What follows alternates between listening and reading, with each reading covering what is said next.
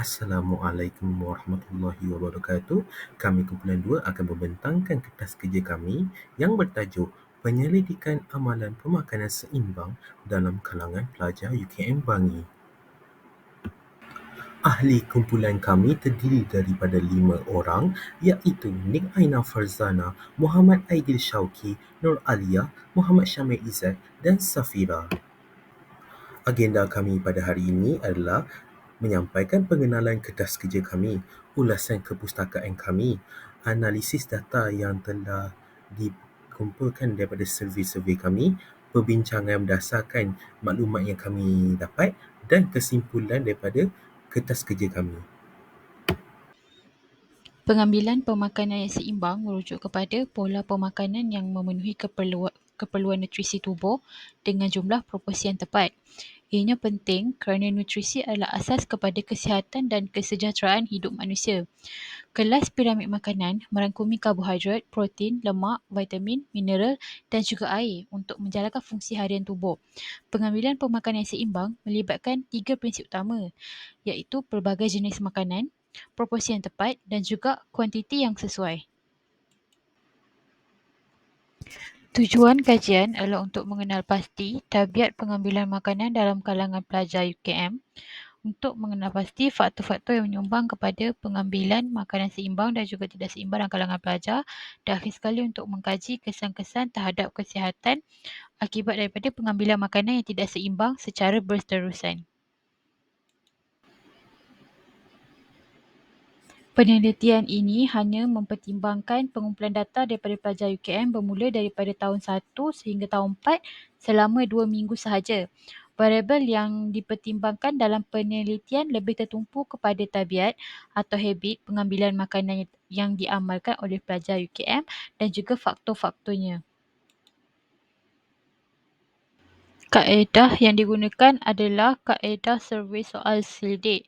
Kaedah ini merupakan salah satu kaedah penyelidikan bukan berbentuk eksperimen yang paling popular, dan kaedah survey digunakan untuk mendapatkan maklumat daripada responden yang ramai.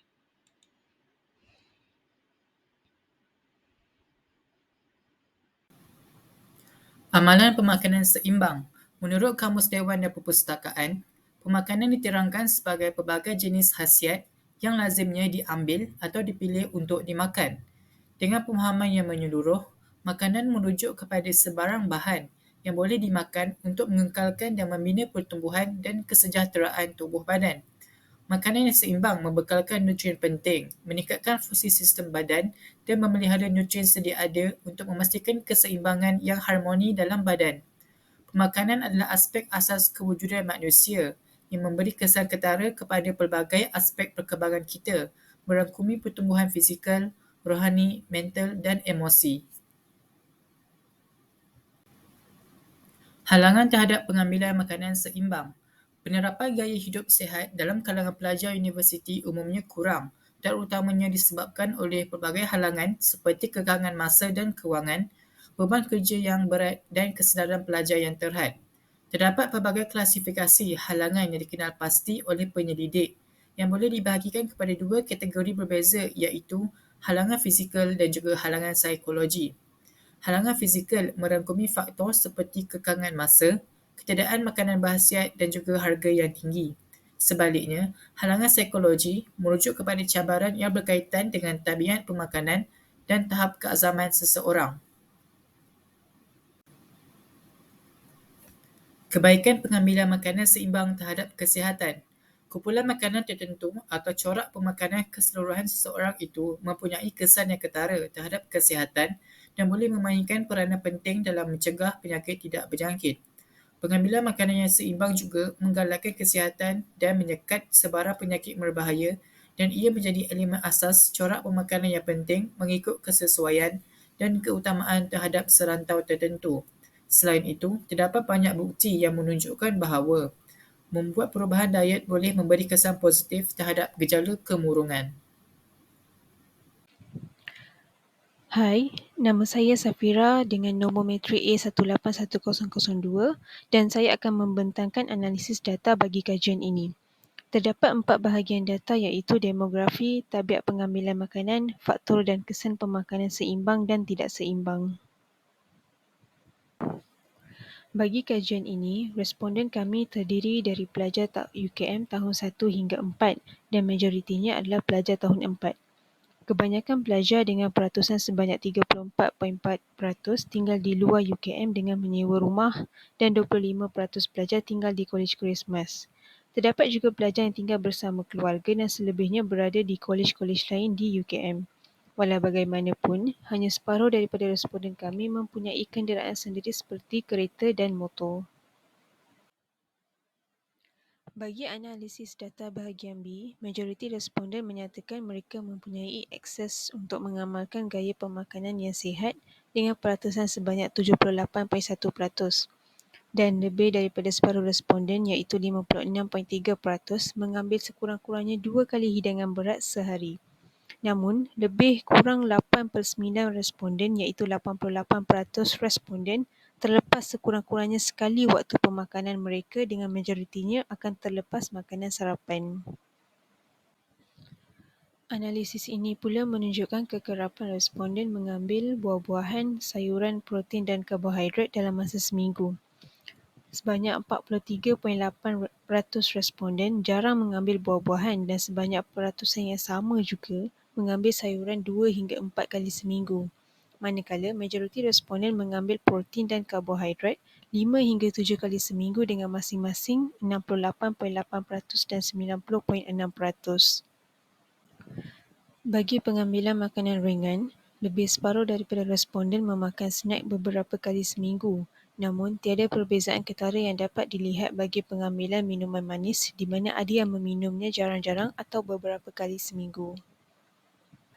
Bagi bahagian C, data menunjukkan faktor yang mempengaruhi amalan pemakanan seimbang di kalangan responden dan majoriti memilih makanan mahal sebagai faktor utama dengan peratusan sebanyak 30.3% dan diikuti dengan faktor jadual pembelajaran yang padat dan ketiadaan pengangkutan sendiri dengan peratusan sebanyak 18.2% dan 15.1% masing-masing.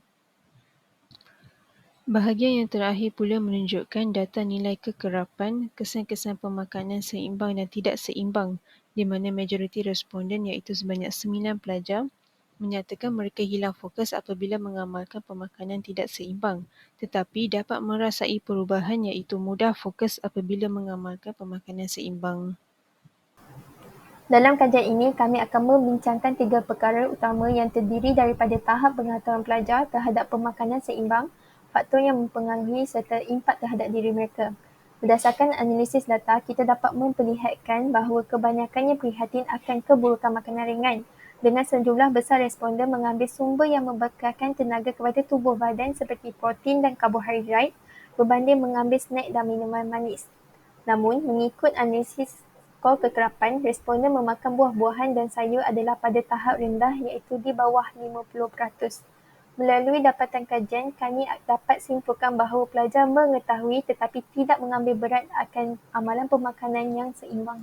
Antara faktor utama yang mempengaruhi pemakanan pelajar adalah kos makanan. Kebiasaannya, pelajar akan sering memilih dan membeli makanan dengan mempertimbangkan kos makanan yang dijual dari mempertimbangkan pemakanan yang seimbang. Kita dapati bahawa jumlah responden yang makan makanan berat sehari sekali tidak jauh beza daripada sepatutnya iaitu sekurang-kurangnya makan 2 atau 3 kali sehari. Perkara ini menunjukkan masih ramai pelajar yang terpaksa mengikat perut mereka dan mencantum makanan. Seterusnya, kenderaan juga merupakan faktor yang mempengaruhi pemakanan pelajar kerana ia adalah kemudahan asas yang dapat memberikan kesenangan kepada pelajar untuk bergerak ke sana dan ke sini.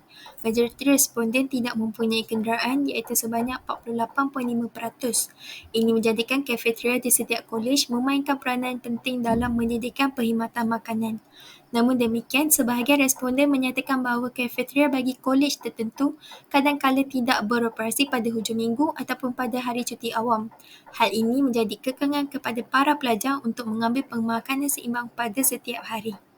Selain itu, kekangan masa berdepan dengan jadual waktu pembelajaran yang terlalu padat merupakan faktor yang menjadi penghalang dalam amalan pemakanan seimbang bagi pelajar universiti.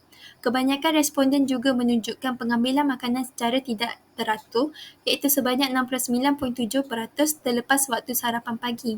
Perkara ini menjadi lazim akibat pelajar sibuk dengan hal dan mengalami tekanan untuk menyiapkan tugasan sehingga mengabaikan pemakanan yang seimbang. Baiklah, saya akan sambung dalam impak pengambilan makanan seimbang terhadap diri pelajar. Di sini dilihat semua zat makanan yang diperlukan dalam makanan sangat penting dalam proses perkembangan mental pelajar. Lebih lagi, dia akan memberi kesan dalam prestasi akademik. Malah, badan manusia memerlukan pemakanan yang seimbang yang mengandungi semua nutrien yang lengkap dengan tujuan memperbaiki atau mengekalkan kesihatan. Oleh itu, makanan yang seimbang sangat penting dalam mengekalkan kesihatan optimum dan tubuh badan yang baik untuk melawan penyakit.